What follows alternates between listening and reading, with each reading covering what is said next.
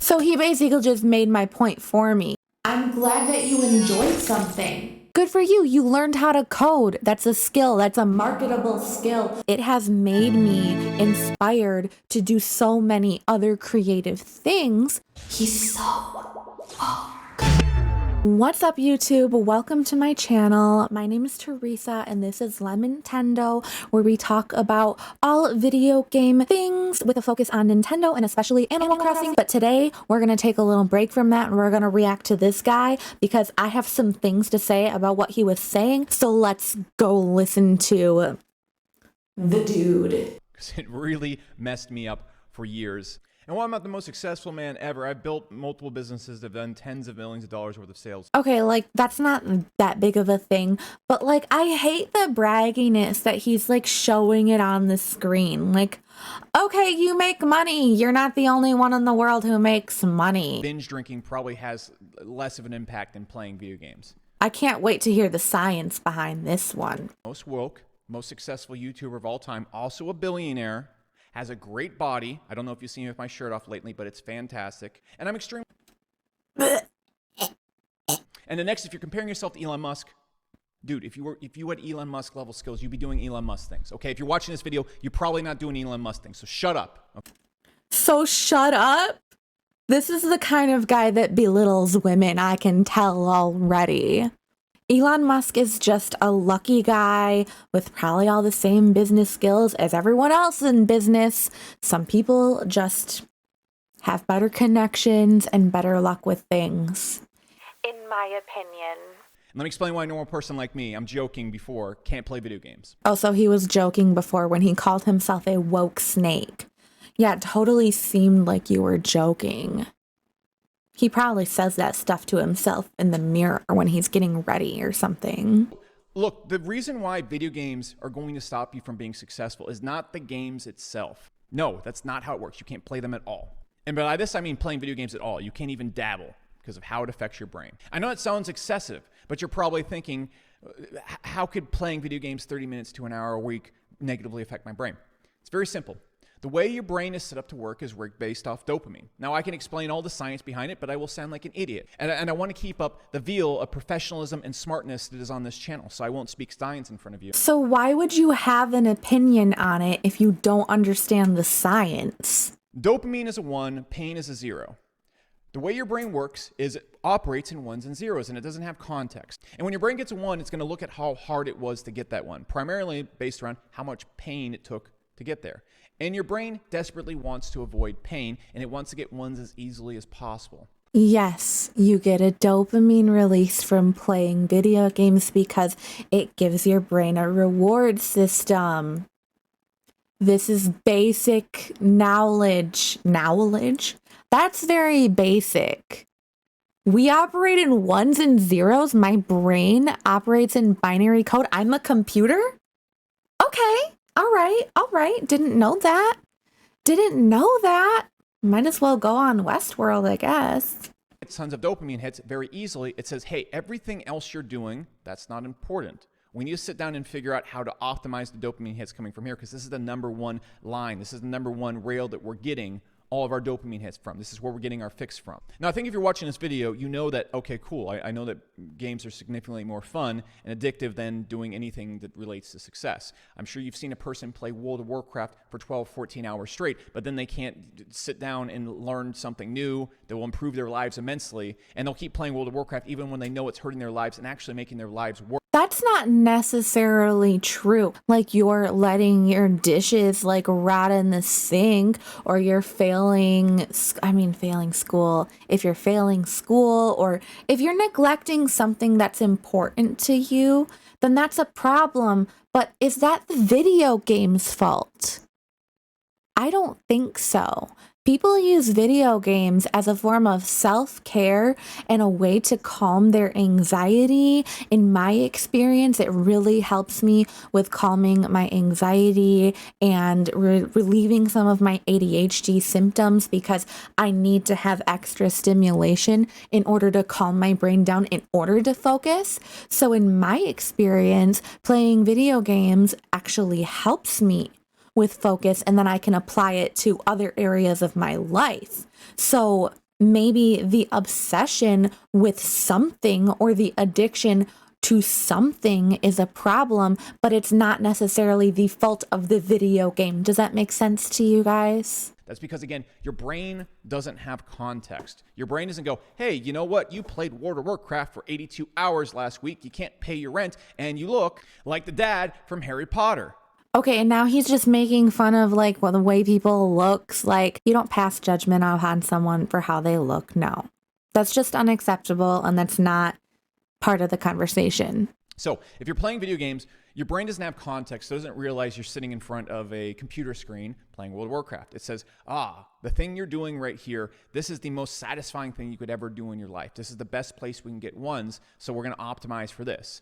How can we optimize to be better at this and maximize ones? And so what it's going to do, if you've ever played World of Warcraft, if you've ever played any video game you're addicted to, you know that when you put the controller down, you're still thinking about it for about 2 to 3 hours. And then throughout the week, if you're at work, it's still thinking about it in the back of your head. Okay, but what is wrong with that specifically? In my experience, video games, especially those open world RPG or like my go-to, which is Animal Crossing, there's a lot of design elements related to it, and there's a lot of like relaxation related to it, and there's also a lot of socialization related to it. This guy is specifically talking about World of Warcraft. I personally know someone, an ex of mine, that like his literal best friend he met playing World of Warcraft. And one of my best friends right now, I met playing Animal Crossing. And I think it's amazing that playing games online can connect you with people on the other side of the world or anywhere in the world like that. And I also think that the way that it stimulates my brain in a creative way, it has made me inspired to do so many other creative things, which inspired me to make this YouTube channel and learn how to create videos for you guys. I got back into music and I started learning how to write and produce my own songs, which is something that I never really had like the courage to do, or B, like quite enough inspiration to do. And all of the creative endeavors that I've had in the past year have been because Animal Crossing kind of jump-started my creativity in my brain. In Fortnite, for example, the fast reaction time, like I can't even figure out how to do it, like making those builds and everything really, really fast, and like the awareness, like the alertness that you need to like hear people coming up on you and everything like that.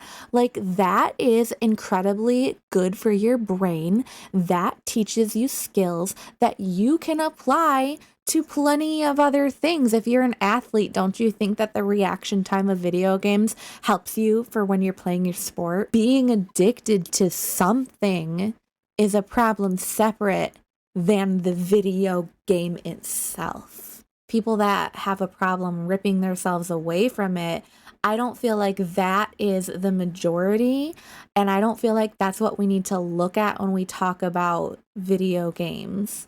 Like that is not the majority of people playing video games. The majority of people playing video games are using it in a way to really calm their brains, and they apply the benefits from their games into other aspects of their life. You're in the shower, you're thinking about, how can I get that next epic item in Molten Core? I can tell you this. I tried to play WoW Classic. I'm sitting around constantly in the shower, didn't even like make my points go up and down, but the dopamine release is huge. You see how disturbing that is? Because first off, my brain is completely focused on problem solving around a problem that will bring nothing to my life. Again, your brain does not have context. And if all I'm doing is playing video games, obviously it's pretty clear why this is bad, because video games don't pay the bills. Not necessarily. They could pay the bills if you're a pretty successful Twitch streamer or something. I feel like there is a point there. Now, people who design video games and people who market them, they are trying to get you to play the game as much as possible and to like upsell you for like in-game purchases or add-ons or DLCs or whatever. They do want you to be hooked to it to a certain extent because they are trying to make some money. So I feel like being an informed consumer is important. And I feel like having the life skills to look at, maybe I am not doing my life responsibilities enough and I need to make myself take a break from whatever game. I feel like that is a point to be said. But the way that this guy is presenting it, I really think it's really toxic, and he's making it sound like anyone who plays video games is not successful, and that if you play video games, because he even said that, he stated, if you play video games at all, it's going to ruin your life. And that's not true. I feel like saying you can play 0 video games and if you play any, it's going to ruin your life. I feel like that's so wrong. Socially awkward little weirdo. Okay. I used to kind of joke about like, ha ha ha, I'm so awkward. I'm not really that awkward. Okay. I would think that I was awkward for being like a regular person and having like regular human things. I may not be the coolest, but I'm just a regular person. And everyone that I'm friends with that games with me, they're just regular people. The reason why this doesn't work if you want to be successful is because in order to be successful, you need to be thinking on all cylinders. For example, if Kobe Bryant was trying to be the world's best basketball player and he's trying to go in the NBA and he's going against competitors that are thinking 100% of the time how to be better at basketball, 100% of the time. And he's thinking, let's say, 70% of the time. Other 30% of the time, he's thinking about how to seduce Garrus in Mass Effect. Okay, that's something a lot of NBA players try to do. But say Kobe's thinking about it. He's not going to be the best because default, he's not going to be thinking about the game. That's not necessarily true because if you spend all of your energy on one thing, you're going to get burned out. And one of the main reasons that people play video games, especially in the Animal Crossing space, is for like self-care, to unwind your mind. And I know he's talking a lot about World of Warcraft, and I know that a lot of people go to play that game to socialize and distract from real life stuff that is overwhelming them. So if I was training to be a professional basketball player, I would need something to decompress my mind so that I'm fresh when I go back to train. See, how success works is it comes at an exponential return. How it works is at 10% effort, you don't really get results. 50% effort, you don't really get results. 70% effort, you sort of get kind of okay results like everybody else in their life. Okay, I disagree because I feel like it takes a lot of effort to unlock a lot of these achievements in the game anyways. I feel like in whatever game, and I feel like it takes a lot of work and a lot of practice, just like everything in real life does. Like it's not the real world, so it takes the pressure off, but it still gives you the brain power that you need in order to apply to real life stuff. At 85%, you still don't really get that great of results. At about 98% of effort, that's when you start seeing the huge breakthroughs and you start hitting that level because that's where very few people operate at. He's using just like completely made up statistics, by the way. Pseudoscience.